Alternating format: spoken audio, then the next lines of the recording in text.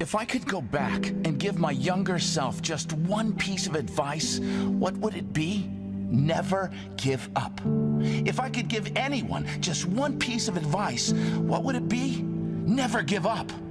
It's so sad to see so many people give up on the life they want to live just because of the need to fit in. Fit in with parents, fit in with friends, fit in with society. Too afraid to dream of how great life can be because life and others have offered plenty of examples of what can go wrong. Plenty of examples of how hard life is, how much of a struggle life is. Well, I don't buy that. I believe everyone is capable of creating the life they want. I refuse to believe we are stuck. I refuse to believe in limitation.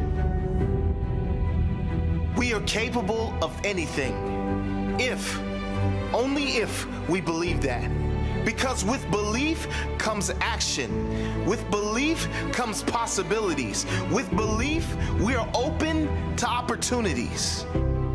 When we refuse to give up on our dream, when we seek to find examples of those who have achieved the life they want, when we want to learn how we can make steps forward every day, when we are open to learn more, when we are willing to work for it, when we trust our intuition and follow our hearts, when we have the courage to trust the universe and reach for the sky, well, then anything is possible. If you believe it, you can achieve it. If you can dream it, there's no doubt you can be it. Believe in yourself. Shakespeare said, "Our doubts are traitors and make us lose the good we oft might win by fearing to attempt." See, most people fear failure so much they don't even try. Therefore, they fail by default. Achieving anything of significance in life will never be easy. But the only way you can guarantee not achieving anything is if you never try in the first place. You do not know what is going to happen in the future.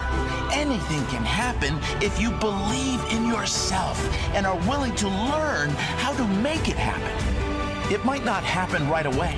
It might take you longer than expected. But if you are committed and maintain belief that in the end you will achieve your desired outcome, you will achieve your desired outcome. Never give up. Never, ever give up.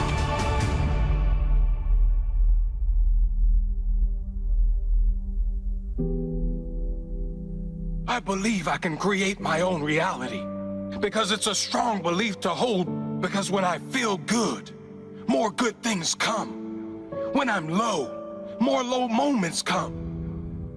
If you don't believe you create your own reality, then you're at the mercy of your circumstances, at the mercy of what happens to you.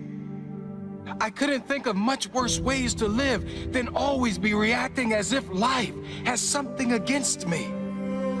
Life presents challenges to all of us. When we accept all things that arrive, not as good or bad, but as part of our journey, we can respond to all things with character and presence rather than react in hate or anger. When we know that life isn't holding something personal, but rather see it as a challenge given to the strong, we can deal with it better. Never give up. Never, ever give up.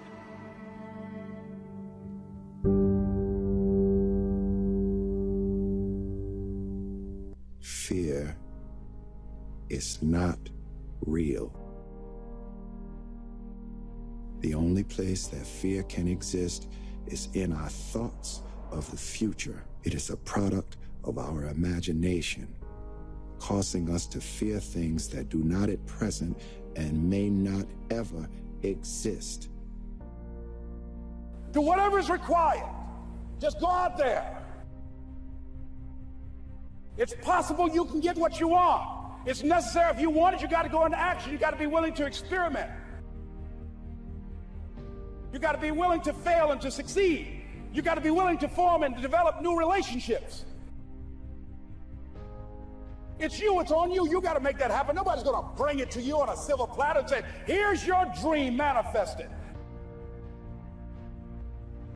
You go through the challenges of life and you look at it and embrace whatever comes to you. Don't run from it. Step toward it. Don't try and duck it like most people do. See, most people want it easy. Easy come, easy what? Easy go. When you handle those hard things close at hand, making those hard decisions right now that you don't want to make. In times of suffering, what we do is we forget how hard we really are. Because that's what suffering is. Suffering is a test. That's all it is. Suffering is the true test of life. The beauty is remembering this young, dumb, what people call nigger, is now where I'm at today. And that is, when you finally get to that point, for me, it's forever lasting peace. Greatness isn't running 200 miles at a time or doing 4,000 pull-ups or being a SEAL. Greatness is whatever the hell you've dreamed of in your own mind. You gotta first see it. You gotta first create this vision in your mind. And then that's when I come into play. Once you create this vision in your mind, it's how am I gonna get there now? We are all great. No matter if you think you're dumb, no matter if you think you're fat, no matter if you are fat, no matter if you've been bullied, or no matter if you just got back from Iraq or Afghanistan and you have no legs or your arms or whatever, man, we all have greatness. It just, you gotta find the courage. You gotta find the courage to put your Bose headphones on and silence the noise out of this world and to find it. There is a difference between passion and obsession. And high performers have obsession about the topic, right? They are obsessed about the topic in which they're trying to learn, master, grow into. And so that obsession is real. And I tell people the difference, here's how you know the difference between the two. When you're passionate, everybody cheers you on. They're stoked for you. Oh, you found your passion? Awesome. Follow your passion. Live with passion. Be passionate. Chase your passions. Everything, like passion, passion, passion, passion. Passion's good. Like the world's gonna be like, yay, passion, right? When you're obsessed, they're like, why you gotta be so crazy? Why can't you be satisfied? Why do you always gotta get things so perfect? Why do you spend so much time here? When you're obsessed, people think you're nuts. So it's different. And it's like, I always tell people, if no one thinks you're crazy, you're not yet operating to the outer limits of your potential. You're not there yet. Because somebody in your life should say, man, you really care about this in like a crazy way. And when you get there, you know you found your thing. And not everybody finds that. I think that's also why it's scary. Some people go, well, I'm passionate or I'm happy, but I don't really obsess about anything. You know, most people obsess about, their shows on Netflix more than their life. I know people who obsess more about their thread count in their sheets at their house than they do about the impact they're making in the world. Why do you think people can slip into an obsession over Netflix or whatever, or thread count, but they don't do that for something that could really change their life? Feedback. That's interesting. It's not what I expected you to say. What do you mean by that? Because, buying something or getting pulled into Netflix, being obsessed about something that gives you no feedback is not scary. A real obsession, like trying to make an impact in the world, you're getting feedback. You try to make a difference in somebody's life, they're gonna tell you, that doesn't resonate with me, Brendan. You try to make a difference in a nonprofit, you try to change the world, you try to start something like this, and the views come or they don't come, there's feedback.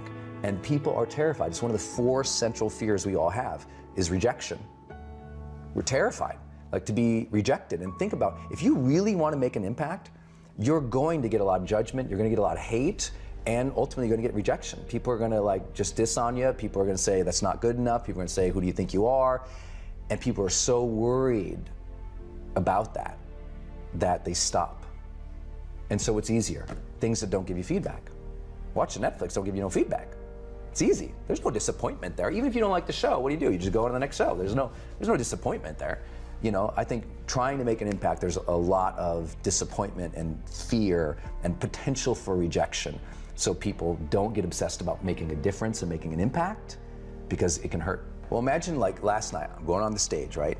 if my identity says I am a public speaker and it is important for me to be excellent at this, and then I go on stage and I bomb, what does that say about me as a person? So we've got about 50 years of work in psychology, the field of psychology, saying do not tie your efforts to your identity, because that risk of disappointment or rejection, you know, if the task fails, you shouldn't take that as a defining moment in which you say, I am a failure, right? So that's the risk, and that's what, you know, psychologists tell us to be wary of. Except, it turns out that high performers flip that on its face and go, well, actually, no, I do get bothered if it fails. I really get upset about it. I am attached to the process here. I do care if it turns out well. I mean, that's why they obsess about the details. That's why they care about excellence. It's like, no one obsesses about the details or cares about excellence unless it means something to them. And there is a risk. The risk is you over-attach to the process or the outcome with your identity, so that if the process or outcome goes bad, now you feel bad about yourself as a human, and now you stop your progress. But I also tell people there's a balance there. I actually wish more people would attach some identity to what they're doing. They wouldn't go through the motions as much. I mean, I think what the world needs less of is half-interested parents who don't have an identity that says, you know what? I'm gonna be an excellent parent. I think we have a lot of CEOs or business people or entrepreneurs who they've never stepped in and said, you know what? I'm a CEO. I own this business. I am responsible for paying the bills. I am responsible for making the money. I'm responsible for all these people's mortgages who work for me. Like I want them to own the identity of a CEO, because most of them, if you ask them about their identity and their business, they're kind of like, you come to find, they're kind of approaching it like not even hobbyists. And it's like, if you want to win, your identity has to be tied into that thing in which you are trying to succeed at and give to. And that takes a lot of guts to put yourself all in for something, but who's ever contributed something with tremendous impact without being all into it? I've never seen it. So I think the message of the book, you're right, I'll get some flack from a lot of psychologists say, don't tell people to tie more of their identity. Or my friends who are Buddhists will say, but attachment is the form of all suffering. Brendan, have you not read your spiritual texts? I'm like, look out, calm down. I've hung out with the Dalai Lama, I'm totally cool. But what I'm trying to tell you is even the Dalai Lama has a connection with himself as a spiritual leader. His identity is still there. That people, you know, assume that, you know, we have to release ourselves from having any attachment to something, but I'm like, I think we all want to be present and engaged fully in the things that we are doing in our lives. And that's going to require us to say psychologically, you know what, I am all in this. Learning is the ultimate lever to leveling up. Passion plus growth plus contribution equals personal satisfaction. Yeah, yeah. It's like those all coming together, a lot of people have never experienced. And it's hard for you and I to say that as personal development guys, but it's true. There's a lot of people who have never had those three completely line up, so they're not satisfied even with their job or their career or their life, because the passion isn't there. Even if the passion's there, they don't feel like they're growing. But everybody who I talk to, do you remember that first personal development book you read?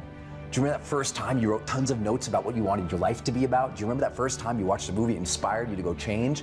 There was fire there, because that learning, it opened up your mind to a new level of existence for you.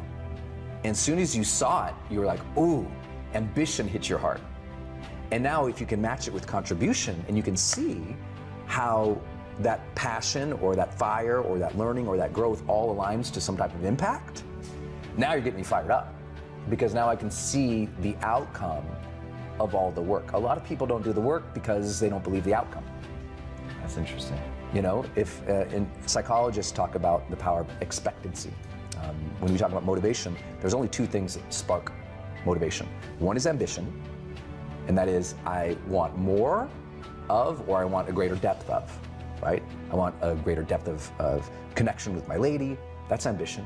Or I want a better meditative practice, that's ambition. right? I want to be better at my job. That's ambition. So it starts with ambition. But ambition, if it's not coupled with what they call expectancy in psychology, you're screwed. Expectancy says, I believe that I can figure that out. I believe that I can achieve that. I believe that that is possible for me. Because if we don't believe it's possible for me, you can show them all the results from 1,000 people, right? How many people say, I want to get in great shape? You know, Tom, I'm gonna do ketosis. I'm doing the ketosis thing, man. And they hop on your Instagram and they see the cuts, they see the changes, they see the transformations, but they don't believe it's possible for them. So they don't try. Expectancy is their problem. You got to bust through the beliefs to get them to understand that it is possible for them, not for other people, for them.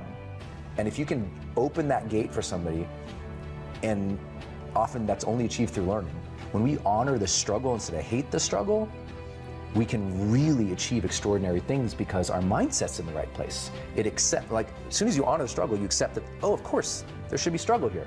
I should honor this process. When you go to the gym to work out, you like honor that this is going to be hard, and honor that process of getting better. And the more that you bring honor to it, the more your psyche builds with strength, and you get a little bit of that esteem back because you see yourself engaging something versus avoiding it and running away. You see yourself connecting with something and giving it reverence. You're like I have reverence for the difficulties of life. They may be better. So I don't want a friction-free life. I'm not interested in it. You know, I like to say sometimes that, you know, the journey to greatness begins the moment that our, you know, deep desires for comfort and ease are overpowered by our desires to connect and contribute.